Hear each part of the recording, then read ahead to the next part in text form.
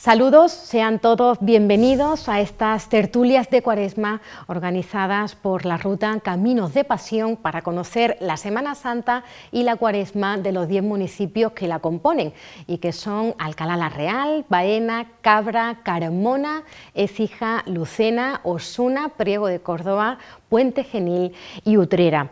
Conscientes de la situación que atravesamos, queremos ser un vehículo para conocer más acerca de una de las tradiciones más singulares de nuestra querida Andalucía y en la que se rememora la pasión, la muerte y la resurrección de nuestro Señor Jesucristo. Para ello vamos a contar con un nutrido grupo de entrevistados, de personas conocedoras de cada una de las Semanas Santas de estos 10 municipios, quienes nos llevarán a través de sus palabras a conocer esa tradición que anualmente se vive en cada uno de ellos.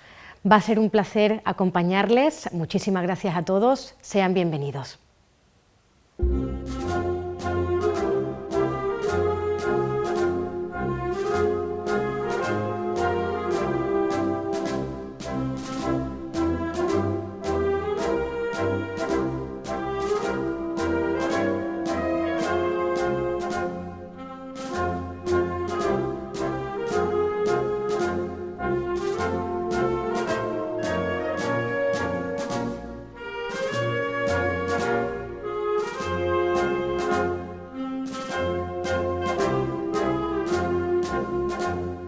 Iniciamos este primer programa de tertulias de Cuaresma en Caminos de Pasión, saludando a la presidenta de esta ruta, Rosario Andújar. Bienvenida.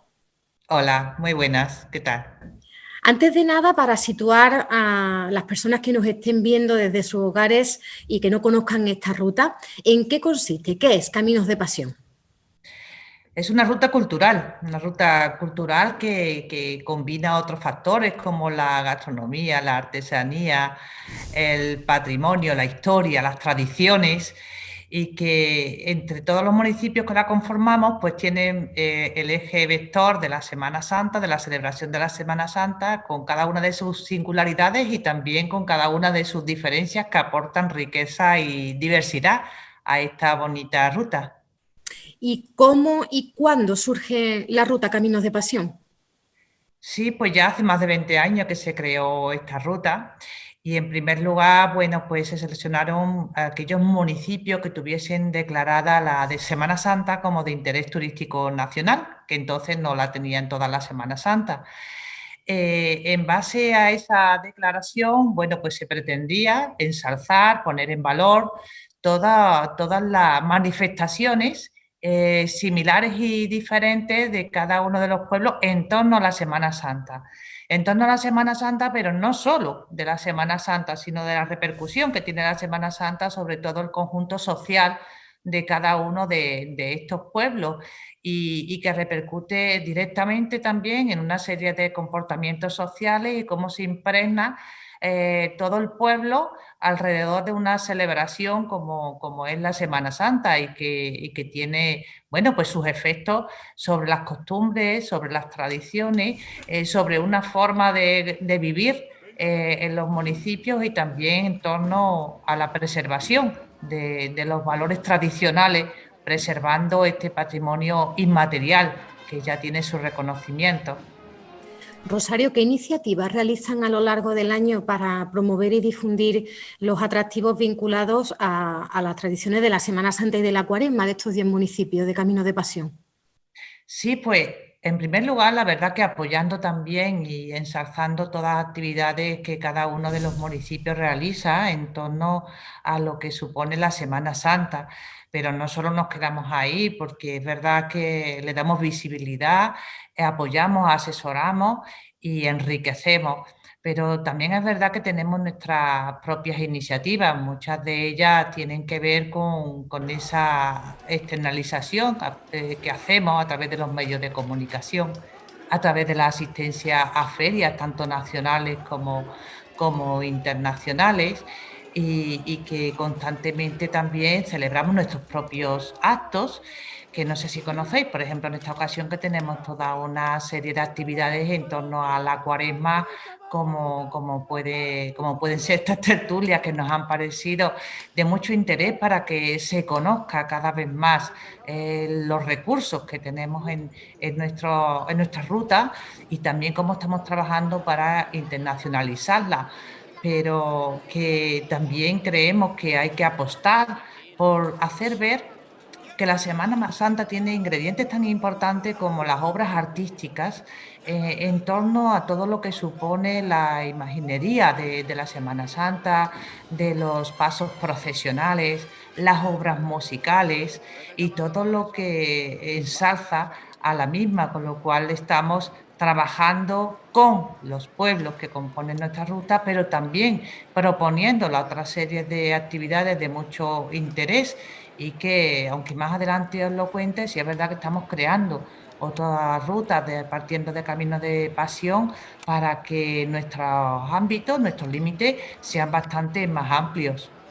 Y bueno, luego también es verdad que hay que resaltar que en los propios municipios hay una constante actividad a través de las hermandades y cofradías de estos pueblos que permanentemente están trabajando pues, en la recuperación del patrimonio, del arte sacro, también trabajando para que la artesanía sea cada vez más sofisticada y se conozca más aún y se ponga en valor también esta artesanía que conciben desde cada uno de los pueblos. Y es tanto así que se ha trabajado mucho y yo creo que con mucho éxito en los últimos años, de manera que se ha creado toda una red de espacios de interpretación en muchos municipios, de manera que no hay que esperar a la propia fecha principal de celebración de la Semana Santa, ni siquiera a la de Cuaresma en la que estamos, sino que en cualquier momento del año puede acercarse cualquier visitante y acudir y visitar esos espacios permanentes, museos también de arte sacro, exposiciones permanentes o inclusive todos y cada uno de los templos que gracias también al trabajo de las hermandades y cofradías, pero también a los ayuntamientos en su apuesta por apoyarlo, pues pueden visitar a todo lo largo del año. Detrás de la Semana Santa son muchas las actividades que hay y las hermandades y cofradías puntualmente a lo largo del año también hacen sus actividades. No es infrecuente ver cómo hay una muestra de renovación de mantos, de las imágenes, de vestuario, y detrás de eso hay toda una actividad artesana muy importante que hay que hacer ver. Rosario, también en ese patrimonio podríamos nombrar el patrimonio gastronómico, la gastronomía, la artesanía de lo gastronómico, que es un aspecto muy importante en la ruta. ¿Qué podemos encontrar en cada municipio?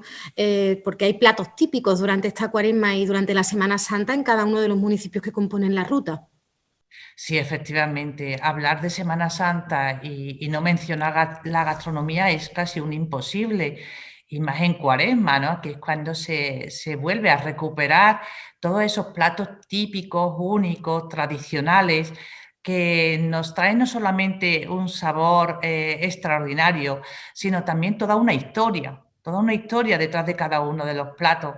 Si bien es verdad que responden, bueno, a la tradicional vigilia que se sigue, ¿no? En la mayoría de los pueblos y una importante población, también es verdad que responden a una serie de costumbres antiguas que en cada momento, según los productos culinarios de la temporada, se ponían en valor y ahí cobran mucho protagonismo las legumbres, el bacalao, los espárragos. En torno a eso, luego hay una forma diferente de cocinarlos en cada uno de nuestros pueblos y nos ofrecen una variedad exquisita de poder disgustar toda esa gastronomía. Y cómo no, la repostería también, las reposterías conventuales y la repostería de las pastelerías en general, que tienen una capacidad de, a pesar de preservar, pues todas esas tradiciones culinarias, pues tienen una capacidad de innovar con nuevas metodologías, haciendo atractivos de una manera actualizada para que podamos ofrecer a nuestro paladar cada día diferencias.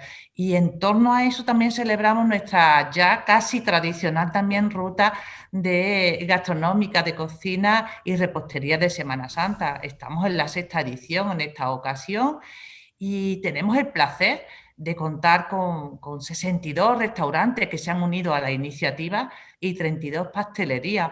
Y que aprovechando la coyuntura, pues inclusive en eso que yo mencionaba de la innovación, han querido ofrecer el servicio también de enviar sus productos a toda España que lo demande. Con lo cual, fijaros de qué manera está unida la sociedad de estos municipios que conformamos la ruta de Caminos de Pasión a todo el tejido social y el tejido económico, además de preservar los valores a los que yo ya he hecho mención y que forman parte de ese patrimonio inmaterial.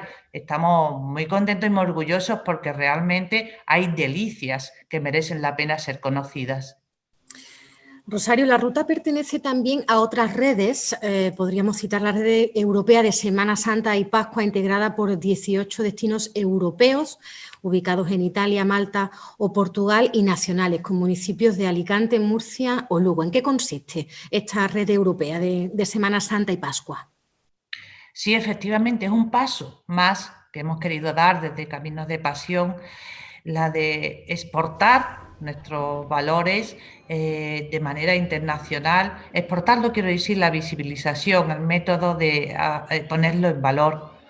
De manera que Caminos de Pasión lidera la creación de esta red europea de celebraciones de Pascua y Semana Santa con el propósito final de conseguir el reconocimiento del itinerario cultural europeo que puede otorgarnos el Consejo de Europa.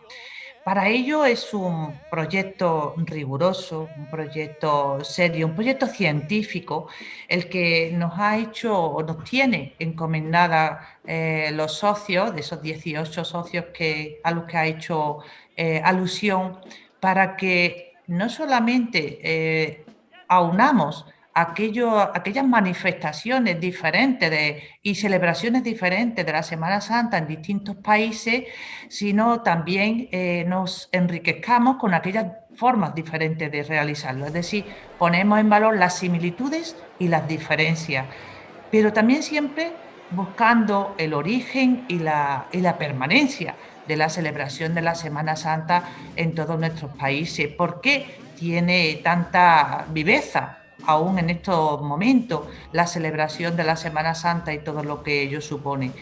Lógicamente, detrás de esto también paralelamente trabajamos para conseguir reforzar nuestro atractivo turístico, una ruta que pretendemos que sea accesible a todo el mundo, pero también que atraiga un mayor visitante también de otros países. La verdad que la red europea de celebraciones de Semana Santa y Pascua tiene ya una base muy fuerte, muy sólida, que hace posible que vayamos a celebrar próximamente el Congreso, un Congreso que tendrá su cita los días 12 y 13 de marzo.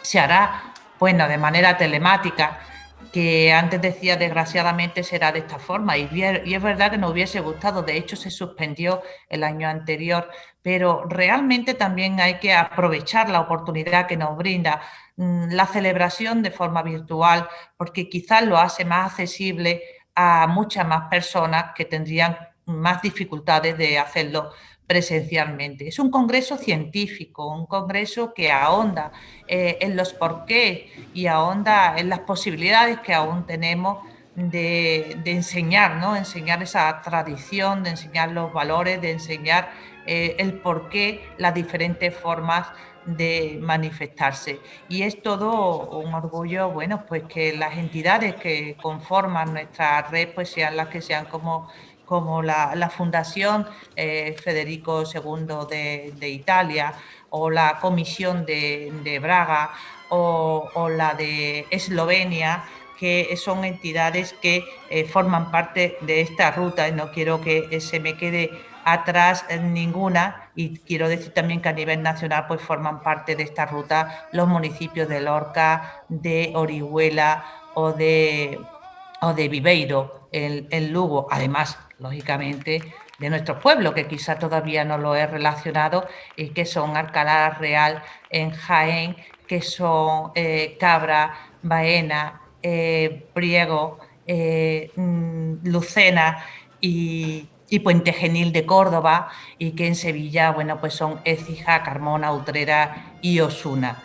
Pueblos que tienen un reconocido prestigio en la celebración de nuestra Semana Santa y que atraen muchos turistas en la fecha de la misma. Y por tanto es una red con fuerza, pero cuando consigamos, que esperemos la podamos presentar muy pronto, nuestra candidatura al Consejo de Europa, cuando consigamos ese reconocimiento de itinerario cultural europeo, pues creo que esa visibilización de nuestra ruta va a multiplicarse por muchos y tendremos que responder también a las expectativas que creamos, con lo cual el trabajo de este proyecto, que en este momento también tiene ya una publicación científica que va a salir a la luz muy pronto, y que se está trabajando en muchas direcciones y con personas de un reconocido prestigio científico, que viene a aportar seriedad e interés a muchas personas y entidades. Rosario, para todas las personas que nos estén viendo y que quieran organizarse su visita por esta ruta, ¿cómo podrían hacerlo por estas ciudades medias? Es una ruta de fácil acceso porque acabo de relacionar los municipios de Caminos de Pasión y tienen bastante cercanía, pero además la posibilidad de realizarla, bueno, en nuestro propio vehículo, en moto, en autocaravana. Es un estilo que ahora se presta mucho, y de manera planificándola en pocos días puede al menos visitar bastante de los recursos que tenemos ofrecidos, pero toda la información está en nuestra página web de Caminos de Pasión, que tiene una información pormenorizada de cada uno de los municipios, con una explicación de las actividades principales en cada uno de ellos, e incluso cuando se acercan físicamente también pueden ojear, pueden leer en una señalética simbólica que tenemos todos los municipios que formamos parte de Caminos de Pasión, y que tienen una breve explicación en cada uno de los lugares de la imagen o las imágenes que procesionan, y también una breve reseña histórica de cada uno de nuestros municipios en nuestra Semana Santa, con lo cual hay muchas formas de visitarla, y también nos estamos adaptando a los nuevos tiempos para que de manera digital cada vez podamos acercar más al visitante y que nos elija como destino principal a lo largo de todo el año, pero principalmente también en Cuaresma. Pues Rosario Andújar, presidenta de Caminos de Pasión, muchísimas gracias por atendernos. Esperemos que pronto podamos volver a vivir íntegramente todas estas Semanas Santa y Cuaresma en los 10 municipios que componen esta ruta. Muchas gracias. Muchas gracias a vosotros.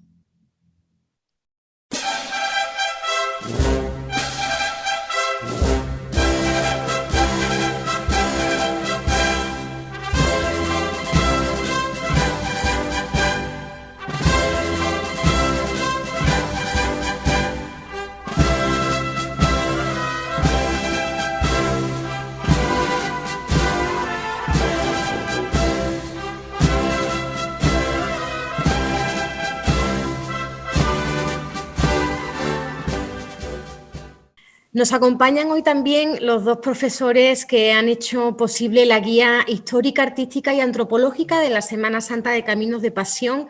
Esta guía que les muestro aquí es una magnífica obra de casi 600 páginas que se publicó en el año 2019 y que nos sirve para entender qué entraña la Semana Santa de cada uno de los 10 municipios que componen esta ruta de Caminos de Pasión.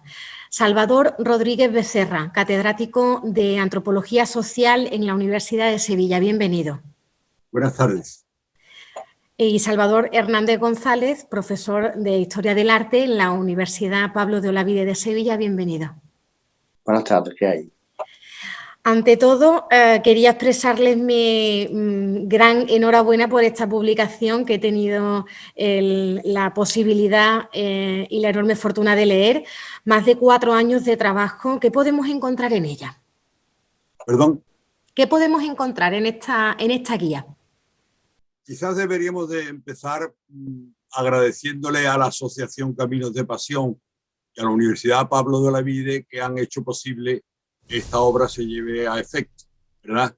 Y muy especialmente a los directores de los presidentes de la asociación, que son los alcaldes de los municipios de Cabra, Carmona, Lucena y Osuna, y desde luego a la gerente Encarnación Giraldez y al profesor Fernando Quiles, de la Universidad Pablo de Olavide. La guía creo que es un recorrido y una interpretación de la Semana Santa de estas 10 poblaciones, ciudades medias que tienen una Semana Santa muy rica, muy variada y en algunos casos muy singular. La asociación de la ruta Caminos de Pasión la componen las ciudades de, voy a mirar un momentito para no olvidarme ninguna, de Alcalá la Real, la provincia de Jaén, de Baena, Cabra, Lucena, Priego de Córdoba y Puente Genil, de la provincia de Córdoba, son 5 ciudades, y las de Carmona, Écija, Osuna y Utrera, de la provincia de Sevilla. Nos encontramos con una visión global de la Semana Santa representada por estas 10 ciudades medias, con una Semana Santa potente, fuerte, que involucra al conjunto de la ciudad, tanto las instituciones como el pueblo y las demás agrupaciones. En estas ciudades se da una Semana Santa con un gran relumbrón, es su fiesta mayor y en la que la mayoría de la población se involucra directa o indirectamente durante la Semana Santa, la Pasión y en algunos casos durante todo el año.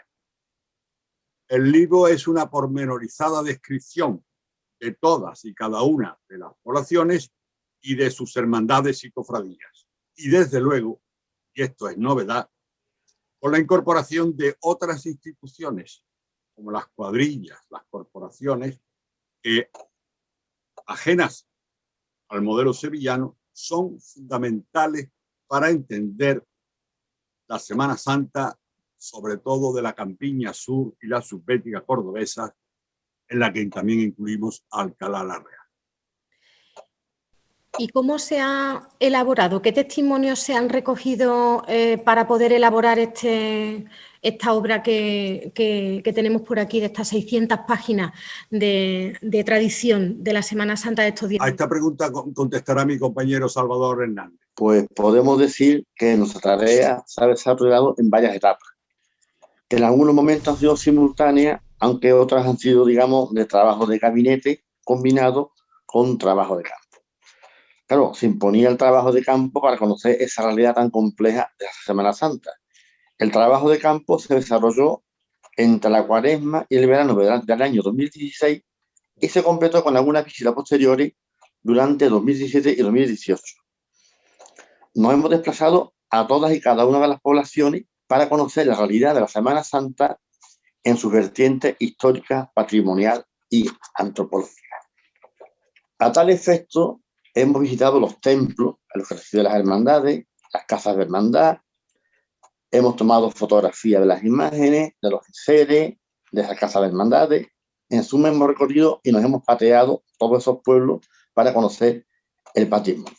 Pero no solamente el patrimonio, sino también, digamos, la vivencia en torno a la Semana Santa a través de informantes del pueblo, ¿no? De personas, digamos, expertas o muy vinculadas a la Semana Santa, que nos han dado una información valiosísima. Información tanto oral, fundamentalmente por parte del sector cofrade de estas poblaciones, y también una importante información escrita, bibliográfica, a base de un ingente caudal de libros, revistas, folletos de Semana Santa, que nos ha sido fundamental para el desarrollo de este trabajo. sobre todo porque era una bibliografía local muy difícil de encontrar en los ámbitos en los que nosotros nos movemos universitarios, por ser, digamos, publicaciones locales de escasa circulación, pero que nos han dado un material ingente que ha habido que interpretar y reelaborar, y que combinando trabajo de campo y esa información de la historia y el arte local han sido, digamos, los soportes o los cimientos sobre los que hemos construido el texto de la guía. Y haciendo un poco una retrospección, en líneas generales, ¿cuándo se inicia la tradición de la Semana Santa y cuáles son los momentos más destacados hasta llegar a conocerla como la encontramos hoy en día en estos 10 municipios? A pesar de que muchos hacen referencia a que la Semana Santa surge en la Edad Media, esto no es correcto. La mayor parte de los investigadores aceptan que la Semana Santa, tal como la entendemos hoy, más o menos, ¿verdad?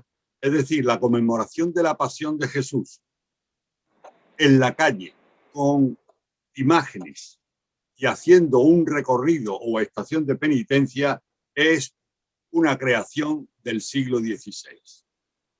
En este siglo, y a partir de las ciudades cabeceras, de episcopados y de los reinos, que conformaron la actual Andalucía, es decir, Jaén, Córdoba, Sevilla y posteriormente Granada, que con estos 4 reinos conformaron lo que posteriormente ha sido Andalucía. Pues bien, en estos siglos empiezan a surgir una serie de hermandades. Las originales son las de la Vera Cruz o la de Jesús crucificado, el Nazareno, Jesús con la cruz a cuestas. Sin duda alguna, la del Nazareno, la vocación más atractiva de toda la Semana Santa, que dará incluso nombre a los nazarenos de todas las cofradías, y los que procesionan reciben el nombre de Jesús Nazareno. Bien, pues en torno a las figuras que he dicho anteriormente, es decir, Jesús con la cruz a cuestas, Jesús crucificado y Jesús yacente, acompañado de la Virgen en su advocación de soledad y de San Juan, serán las imágenes primeras y originarias. Sobre esta triada, advocaciones de Cristo, luego irán surgiendo otras como orando en el huerto, la Sagrada Cena, la flagelación, el exe homo, preso, cautivo, desenclavamiento, etcétera, etcétera. Siempre, o en la mayoría de los casos, acompañados por vírgenes dolorosas. Según va pasando en los siglos XVI, XVII y XVIII, la Semana Santa, en su celebración, tal como la entendemos, va creciendo y va ensanchándose y va formando parte de la vida de las ciudades. Pero será en el siglo XVIII cuando experimentará una gran influencia o una gran situación de cambio a partir de la normativa que Carlos III establecerá sobre las fiestas y las celebraciones públicas. Carlos III prohibió los disciplinantes o hermanos de sangre, continuaron los hermanos de luz, y también prohibió las dramatizaciones de la pasión con seres humanos, es decir, con imágenes vivas. Prohibió también los encuentros, los sermones y desde luego las salidas nocturnas. Bien, de todo esto, lo cual nos demuestra que la ley no siempre lleva a cabo su ejecución y su cumplimiento, de todo esto lo único que desaparecerá serán los penitentes que se flagelaban, que se disciplinaban públicamente en la calle. Esto, como tantas cosas humanas, había llegado a un estado en el que las cofradías pugnaban unas con otras a ver qué disciplinante se castigaba más y cuál de ellos, digamos, vertía más sangre durante el recorrido. Pues bien, esta norma se llevó a efecto y desde luego desapareció. Queda alguna excepción por algún punto de España donde se siguen haciendo sangre de diversas formas. El siglo XVIII, como digo, supone un cambio, hay una recuperación y será el siglo XIX, el siglo de los cambios y de las turbulencias, donde distinguimos varias fases. Por un lado, el intento de crear la procesión única. Eso fue un intento de racionalizar la Semana Santa, porque la cultura no siempre es racionalidad, ¿verdad?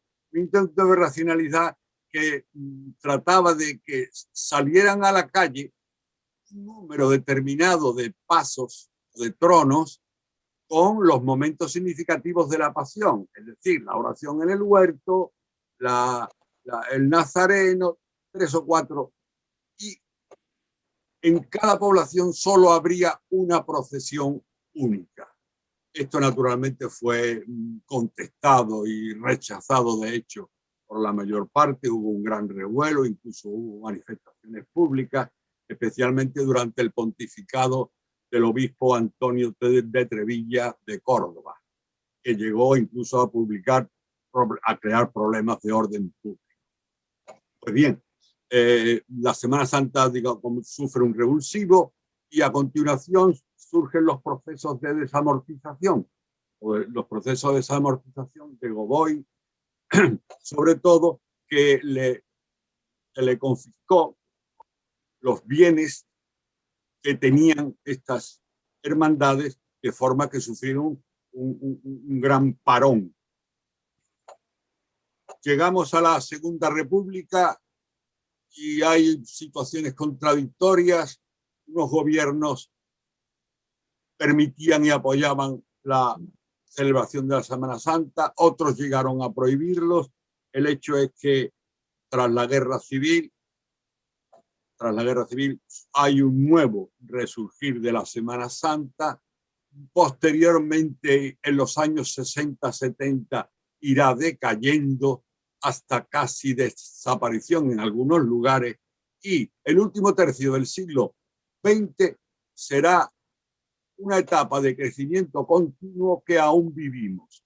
Momento, sin duda alguna, de un esplendor que nunca antes había vivido la Semana Santa en Andalucía.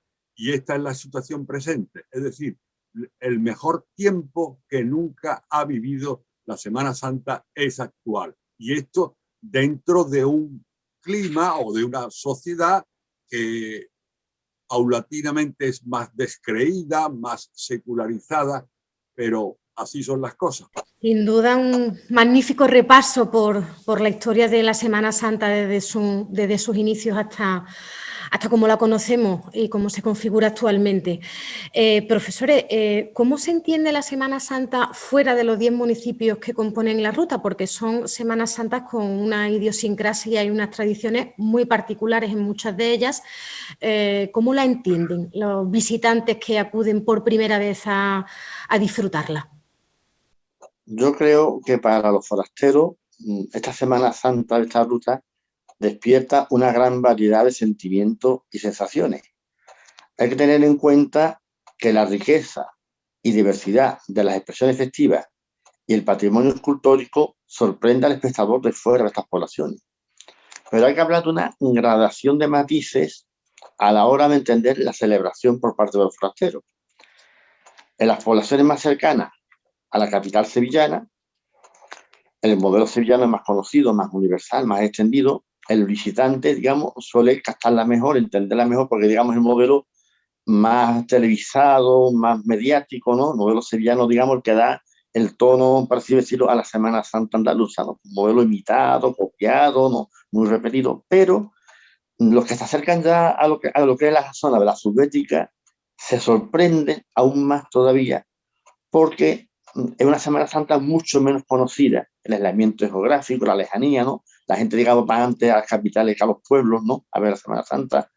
Claro, y ese es un toparse con esa Semana Santa tan compleja, tan peculiar, con esos programas rituales tan complejos, ¿no? Con esa imaginería tan interesante, esos rituales tan espectaculares, tan aparatosos, tan sui generis, pues lo que hace es que le produce al público una especie como de choque, un choque que produce una mezcla de entre asombro, sorpresa o incluso perplejidad. Tengamos en cuenta que muchos de los visitantes van a esos pueblos de la Subbética con la idea de que la Semana Santa es el modelo sevillano y no es así, ¿no? Entonces, claro, el canon sevillano no se puede aplicar a todas partes, en todos los lugares. Cuando uno digamos, se encuentra una realidad festiva distinta, pues ya surge la sorpresa, ¿no? Y ya surge, digamos, incluso la emoción ante lo desconocido, ¿no? Y lo distinto, ¿no? Y ya, digamos, ya el visitante percibe que hay otras maneras de entender la Semana Santa. La Semana Santa es una, pero distinta y varia a la vez. Y en ese sentido, ¿qué podríamos destacar como particularidades de esas Semanas Santas que las convierten en singulares o aspectos que sean comunes en los 10 municipios que componen la ruta? La celebración de la Pasión de Jesús en Andalucía tiene su fundamento en las hermandades y cofradías. Si no existiesen estas instituciones, la Semana Santa sería otra cosa o prácticamente no se celebraría. Pero además,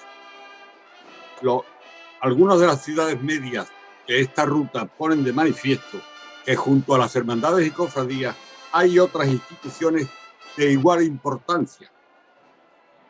Esto nos ha llevado a nosotros a establecer básicamente dos modelos de Semana Santa existentes en la ruta Caminos de Pasión. Uno de ellos, primero, es el modelo sevillano. El modelo sevillano consiste en la existencia de una institución, la hermandad o cofradía, y una estación de penitencia. Estos forman un binomio inseparable. El cortejo procesional comienza con una banda de música, con trompetas y tambores, la cruz de guía, y termina con la presidencia eclesiástica cuando ésta exista detrás del paso de palio. Pues bien, todo ese conjunto tiene una unidad, aunque esté fragmentado en distintas. Por tanto, la institución hermandad y el cortejo o procesión o estación de penitencia forman una unidad indisoluble. Una vive para la otra es consecuencia de esto. Pero esta situación, y además en el cortejo figuran básicamente o casi exclusivamente dos pasos, uno de Cristo o de misterio y otro de palio o de la Virgen. Es muy raro no encontrar el palio en los lugares que pertenecen a este modelo sevillano. Sí, la Virgen tiene que ir siempre con un palio, naturalmente acompañado de la candelería, acompañado de flores y todo esto. Muy bien, este modelo lo encontramos explícitamente y claramente en la ciudad de Sevilla, pero desde luego también en Carmona, en Écija, en Osuna y Utrera, por solo citar aquellas ciudades medias que forman parte de la ruta, pero también en otras muchas ciudades y pueblos de Andalucía. Por el contrario, el modelo surcordobés, que se da en las zonas que ya se han citado de la campiña y la Subbética cordobesas, se da en Alcalá la Real, en Baena, Cabra, Lucena, Priego y Puente Genil. La Semana Santa en estas ciudades no es solo resultante de la acción de las cofradías, sino también de instituciones como las hermandades. Cuidado, que aquí hermandades no es sinónimo de cofradía. Aquí en estos lugares la cofradía está por encima de la hermandad, pero cada una de ellas tiene su propia autonomía, como le pasa también a las cuadrillas, a las corporaciones y a otros grupos que coadyuvan a la procesión. En definitiva, la Semana Santa no podría entenderse sin la existencia de estas otras instituciones que la hacen muy peculiar. Esto no es, por tanto, la resultante de una cofradía o hermandad en la calle con una imagen de Cristo y otra de la Virgen, sino de varias imágenes incluidas las de algunos santos, algo totalmente novedoso fuera del ámbito de influencia sevillana. El que aparezcan varias imágenes, incluso la de algunos santos, que son titulares de las distintas hermandades, como ocurre en Baena. Por ejemplo, la Verónica va, pero tiene su propia hermandad, forma parte de una procesión, pero no es la cofradía, es una de las partes de la cofradía. Junto a ello, toda una serie de otros grupos, como son las cuadrillas, como son los sayones, como son los romanos. Por tanto, un ritual muy complejo que yo llamaría procesión, mejor que estación de penitencia en este caso, y en la que se sitúan sobre todo en la subbética. Esto, como ya se anunciaba, ya se apuntaba anteriormente, produce un gran choque. Yo recuerdo que en mi juventud asistí a la Semana Santa de Baena, no salía de mi asombro porque no entendía lo que estaba ocurriendo. Afortunadamente llevaba como guía a un compañero de estudios de enseñanza de mi mujer, Julio Fernández, que me fue aclarando algunos de los aconteceres, de lo que iba discurriendo ante mi vista, puesto que yo no me explicaba, puesto que venía con el modelo, diríamos, de Sevilla, de que una procesión en la calle, una estación de penitencia, es una cofradía como institución que la soporta y un recorrido y un itinerario dentro de la procesión. Podemos encontrar también en esas peculiaridades de las diferentes Semanas Santas una amplia amalgama de sonidos en estos 10 municipios, que además pues, repasaremos en nuestros siguientes programas de tertulia de Cuaresma, pero que vamos a citar ahora. Nos encontramos el tambor en Baena, el torralbo y también el tambor en Lucena, los añalfiles de Cabra, los misereres, las bandas, las agrupaciones musicales, además de las saetas flamencas por seguirillas o carceleras principalmente, o las locales que se encuentran en Lucena, Cabra o Puente Genil. Sin duda un rico patrimonio musical también que forma parte de esta Semana Santa de estos 10 municipios. Efectivamente, ese patrimonio musical ha conservado los rasgos autóctonos de gran tradición y antigüedad heredados fundamentalmente de los siglos XVIII y XIX aproximadamente. Podríamos enumerar algunas de esas manifestaciones musicales.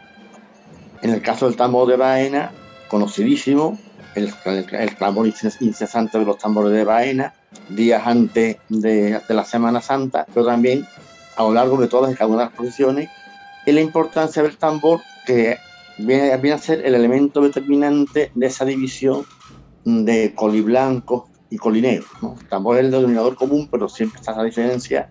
Después ya la indumentaria de la cola blanca, la cola negra, la uniformidad, pero siempre el tambor como instrumento incesante y también como instrumento de identificación, porque uno con la cola blanca reta a la cola negra y viceversa en ver quién toca más fuerte y quién provoca más ruido estridente con el tambor, ¿no? Por tanto, el tambor es fundamental como elemento identificador de esas dos mitades, ¿no? que conforman la Semana Santa de Baena.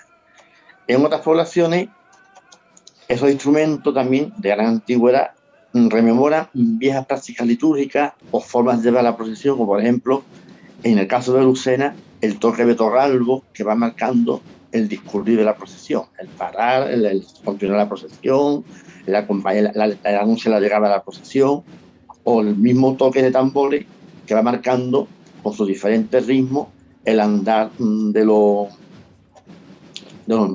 manijeros y los santeros en Lucena. Por tanto, el tambor es muy importante como en Lucena como el elemento definido del ritmo, del crescendo de la procesión, y sus diferentes variedades melódicas van terminando la iconografía y la forma de llevar los pasos. A cada iconografía, a cada paso le corresponde un determinado toque de tambor y siempre el torrado como elemento regulador de la procesión. En otras poblaciones también perduran otros instrumentos antiguos, como por ejemplo en el caso de Cabra, los añafiles, que derivarían de instrumentos de la época andalusí, que se han ido transformando en la Edad Media y que han venido a resultar como una especie de largas trompetas con un tubo muy, muy fino y una boquilla muy ancha, pero el tubo es bastante largo, lo que sería el cuerpo del instrumento, y esos abejorros, esas trompetas alargadas, con un tono grave, pues suenan cada vez que el paso se levanta en los diferentes cortejos, en los diferentes puntos clave que marcan el recorrido de los cortejos profesionales por la ciudad. También tenemos que hablar de otras formas también antiguas, musicales, como los misereres. Los misereres, que son una particularidad muy interesante de esa zona de la Subbética. No se dan en la Andalucía, digamos, en la zona sevillana de la ruta, ¿no? En la ciudad occidental. Y los misereres, aunque en realidad sería un canto litúrgico basado en el Salmo 51 de la Biblia, adopta diferentes modalidades. Suele ser una especie como de procesión con acompañamiento de bandas de música. Esas procesiones pues tienen diferentes finalidades según las localidades. En el caso de Baena, el miserere consiste en un cortejo procesional integrado por miembros de la cofradía o hermandad, quienes ataviados de diferentes formas, unos como nazarenos, otros como romanos, algunos ataviados con la típica de figuras bíblicas y alegóricas. Pues este cortejo, esos personajes se dirigen a un templo durante la Cuaresma para, digamos, dar el homenaje cantando el miserere litúrgico con la banda de música a la imagen de la hermandad o cofradía en cuestión. Por lo tanto, digamos, en Baena, cada cofradía tendrá también su miserere. Los misereres Nazareno, miserere Veracruz, miserere Luz del Hombre, ¿no? Son diferentes misereres que están mejorando en el tiempo, pero sobre todo en Cuaresma, como forma de homenaje o de visita reverencial a esas imágenes. Pero junto a estas expresiones tan autóctonas, tan antiguas, ya hay otras expresiones, digamos, más generalistas, por así decirlo, como las bandas y agrupaciones musicales. Las típicas bandas de música, que hay de cornetas y tambores, las bandas municipales, las composiciones de música de capilla también. Generalmente, por el tema de la globalización cofrade, pues ha sentido mucho, digamos, el modelo de banda sevillana, y de hecho el repertorio musical, pues el tema ya de internet y la juventud y la era global que vivimos, pues las marchas son ya, digamos, patrimonio regional, no, digamos, no hay marchas autóctonas, tocan todas las marchas locales, sevillanas, arañas, cordobesas, ¿no? Hay una amalgama, ¿no? De todo lo que es el universo musical cofrade. Pero sin embargo, en algunas poblaciones las hermandades tienen bandas musicales propias, o en el caso de Puente Genil, las famosas corporaciones bíblicas tienen sus propias bandas con las que participan no solamente en las procesiones, sino también en las ceremonias previas en Cuaresma, en los programas rituales que conocemos con el nombre de los sábados de Romano. El sábado de Romano, la subida al Monte Calvario en Puente Genil para homenajear a Jesús Nazareno Terrible. Esas corporaciones suelen llevar su banda de música con composiciones propias, típicas de la localidad, especialmente el repertorio de los pasodobles pontanos, ¿no? Son, digamos, marchas alegres, floreadas, que se tocan no solamente en la Cuaresma, sino también, digamos, las propias procesiones de la Semana Santa de Puente Genil. De ahí que Puente Genil tenga, digamos, un repertorio muy sorprendente de pasodobles, que puede ser el término con lo que tenemos como música de Semana Santa. Y junto a esta expresión musical de bandas de música, misereres, ¿no? Tambores, también está la música cantada, la música oral, ¿no? Lo que es la saeta. Que la saeta ha ido evolucionando con el tiempo y, digamos, ha tendido a concentrarse en determinadas poblaciones, especialmente en Puente Genil y Lucena, donde se cantan todo el año con ocasión de las reuniones en los cuarteles corporativos, en los cuarteles de los santeros de Lucena, o los cuarteles propiamente dichos, ¿no? De las corporaciones bíblicas de Puente Genil, de la Junta de Santeros en Lucena y los encuentros de comensarismo en Puente Genil con ocasión de estos sábados de Romano. Pues bien, en los pueblos del área sevillana, las saetas son flamencas, el estilo sevillano, con Carmona, Esis, Utrera, sobre todo en Utrera, donde el protagonismo de los gitanos es importantísimo. Y en la Subbética y la Campiña tienen gran personalidad esas saetas que se cantan en esas corporaciones bíblicas, ¿no? En esas juntas de santeros, como las santeras, las saetas llamadas borrachunas en Lucena, o las conocidas saetas cuarteleras de las corporaciones bíblicas de Puente Genil.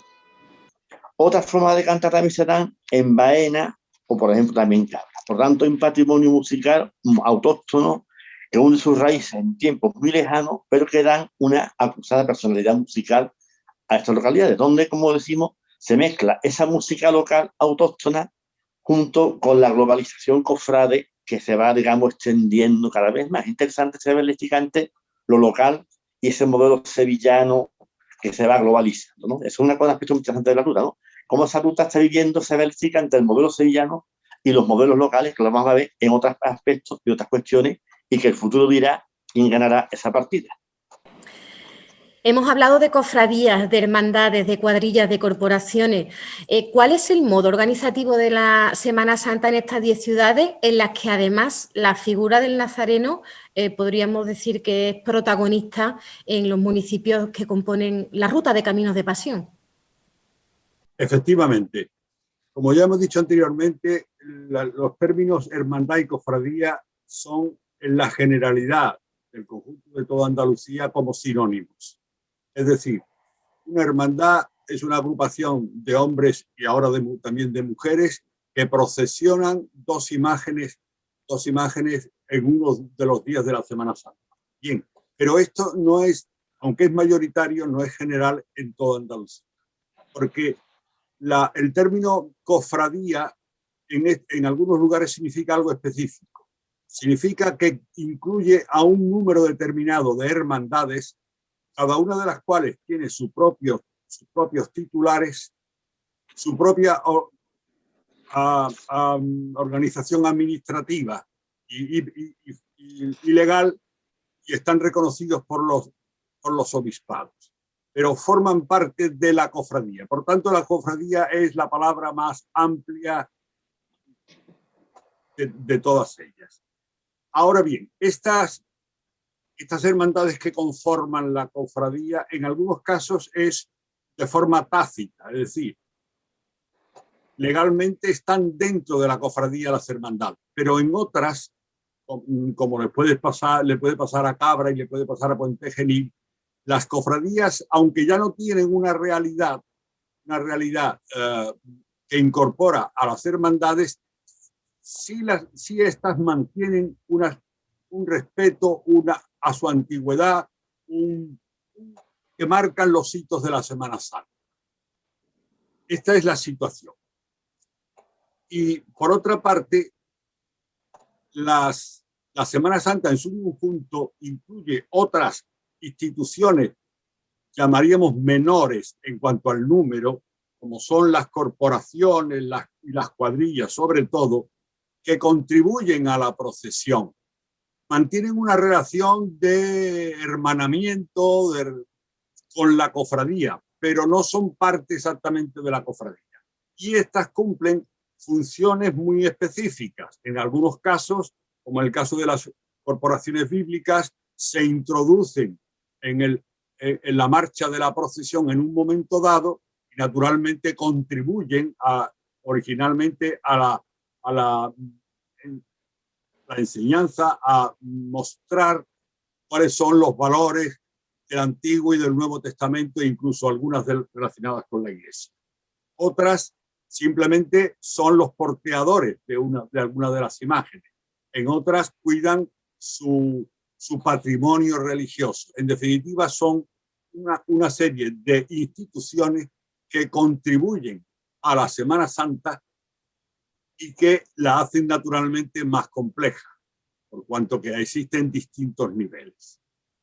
Algo muy importante en estas instituciones, todas ellas, es que la que pudiéramos llamar en el modelo sevillano casa de hermandad, aquí se llaman cuarteles.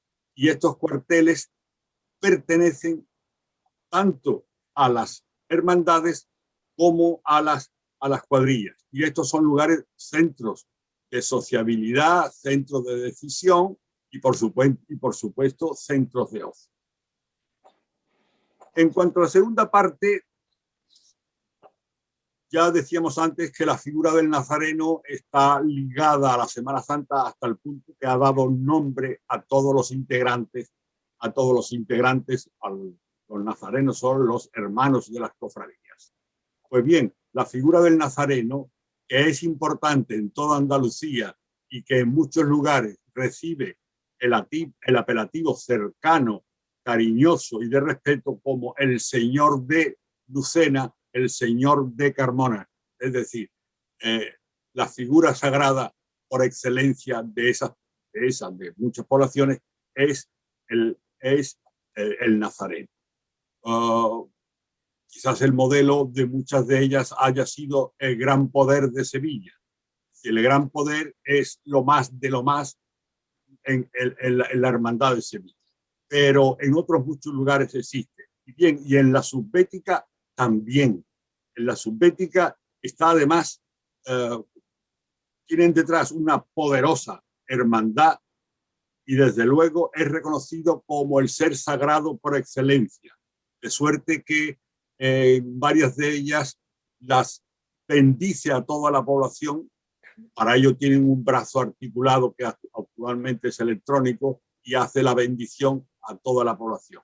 Es muy significativo el caso de Priego de Córdoba, en la que después de haber subido al Calvario, el nazareno bendice, moviendo naturalmente la mano arriba y abajo, izquierda y derecha, y además los creyentes y los visitantes pues llevan estas piezas de pan que son bendecidas en ese acto.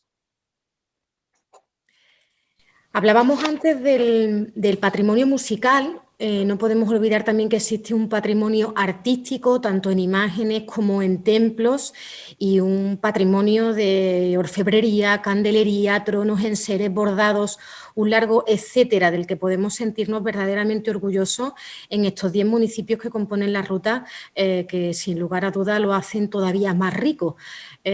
Salvador Hernández, ¿en qué consiste este patrimonio brevemente que podemos encontrar en estos municipios? En estos municipios encontramos una riqueza patrimonial tremenda.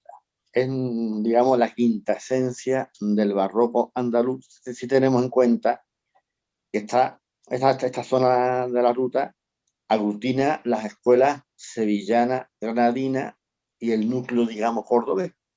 Si bien Córdoba no se considera que fuese escuela artística, pero sí ha sido una especie como de receptáculo donde han ido confluyendo esas influencias granadinas y sevillanas a lo largo del tiempo.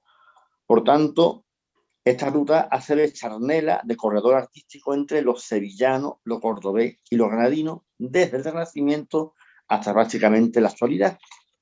El patrimonio artístico, sobre todo destacaríamos la imaginería, fundamental, importantísima, una imaginería muy interesante porque las dos escuelas, sevillana y granadina, van a dejar lo mejor de lo mejor en estas poblaciones, cada una con sus respectivas áreas de influencia.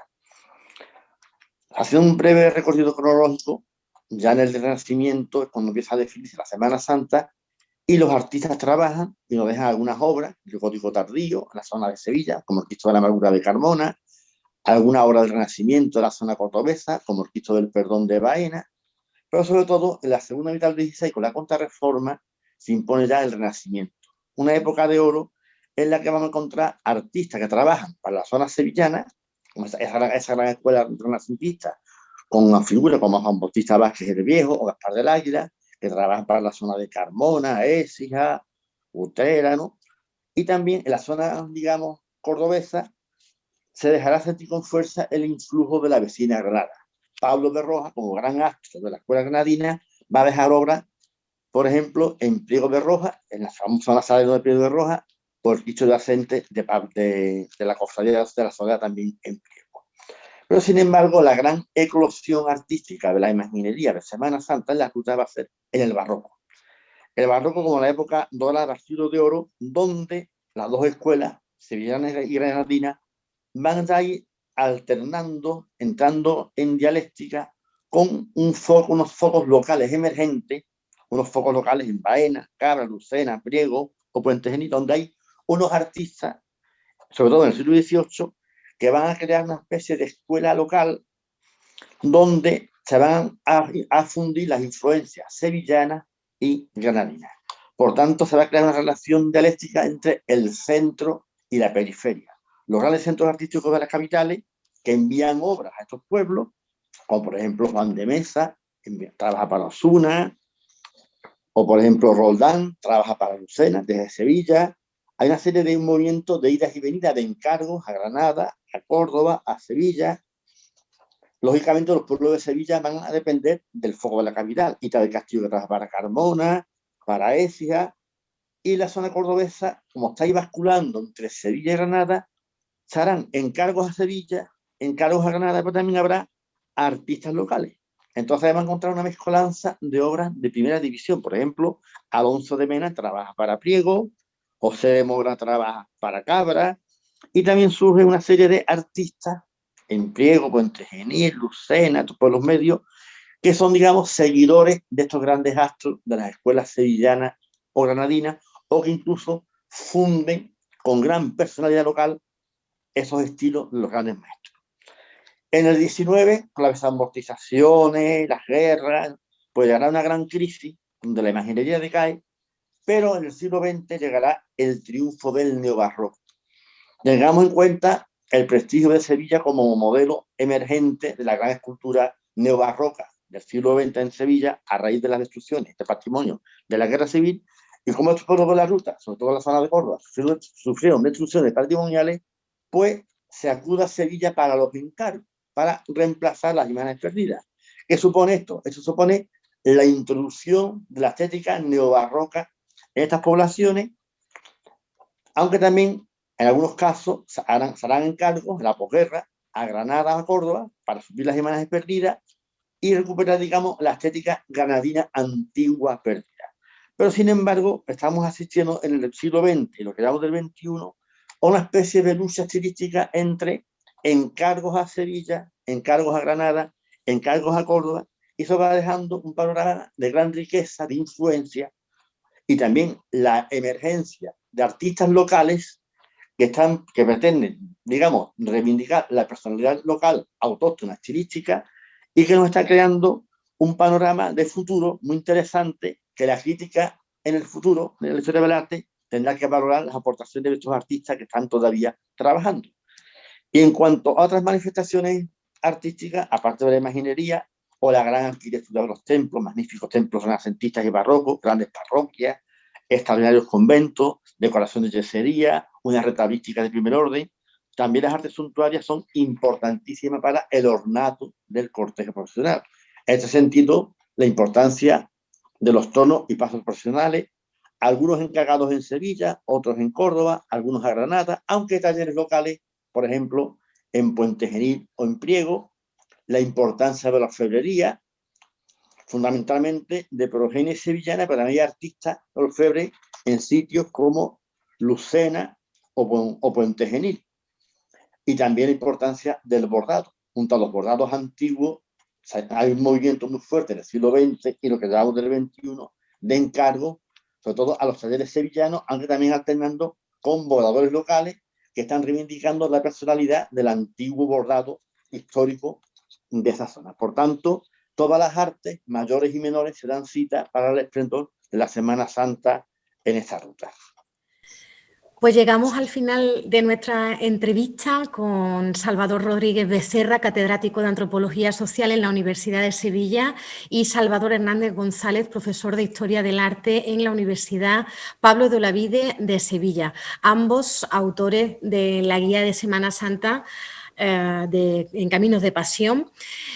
Muchísimas gracias por su estudio y sabiduría a ambos, por habernos acompañado en esta revisión de estos 10 municipios que componen la Ruta Caminos de Pasión y que sin duda daría para seguir hablando horas y horas, conforman además una gran parte del factor social y económico de estos municipios. Muchísimas gracias. Gracias a ustedes. A vosotros. Y desde aquí recomendamos fervientemente la lectura de esta guía, en la que podemos ver toda esta tradición de la Semana Santa y la Cuaresma en la Ruta de Caminos de Pasión.